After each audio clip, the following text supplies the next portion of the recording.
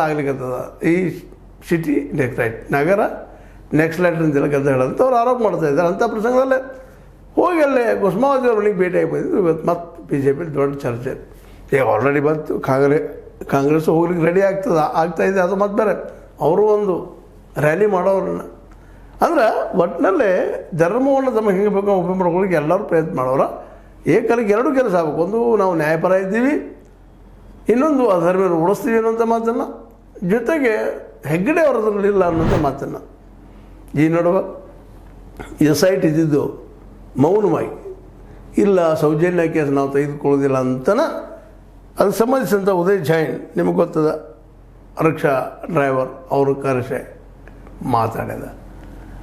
ಯಾಕೆ ಮಾತಾಡಿದ್ದು? ಸೌಜನ್ಯ ಕೇಸ್ ಸಂಬಂಧ ಏನು ಅನ್ನುವಂಥ ಸಂಶಯಗಳು ಇದ್ದಾವೆ. ಏನೋ ಒಟ್ಟು ಕರೆಸಿದರು, ಮಾತಾಡಿದರು. ಉದಯ್ ಜೈನ್ ಅವರು ಕಾನ್ಫಿಡೆಂಟಾಗಿ ಮಾತಾಡಿದರು, ಹೊರಗೆ ಪ್ರೆಸ್ ಮೀಟು ಮಾಡಿದರು.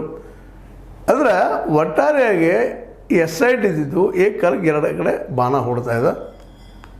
ಒಂದು ಸೌಜನ್ಯ ಕೇಸನ್ನು ಓಪನ್ ಮಾಡುವಂಥದ್ದು, ಅದೇ ಕಾಲಕ್ಕೆ ಈ ನಮ್ಮ ದೂರದಾರನ ಮತ್ತೆ ತಮ್ಮ ವಶಕ್ಕೆ ತೊಗೊಂಡ ಇನ್ನೊಂದು ಎನ್ಕ್ವೈರಿ ಮಾಡುವಂಥದ್ದು. ಏನಪ್ಪ ಏನೇನು ಉಳಿದೀನಿ ನೀನು ಎಂತ, ಯಾವ ರೀತಿಯಾಗಿ ಯಾವ ಕಾಲದಲ್ಲಿ ಏನಾಯಿತು, ಅವ್ರು ಯಾರ್ಯಾರು ಅಂತ ಮತ್ತಷ್ಟು ಎನ್ಕ್ವೈರಿ ನಡೆಸ್ತಾ ಇದೆ.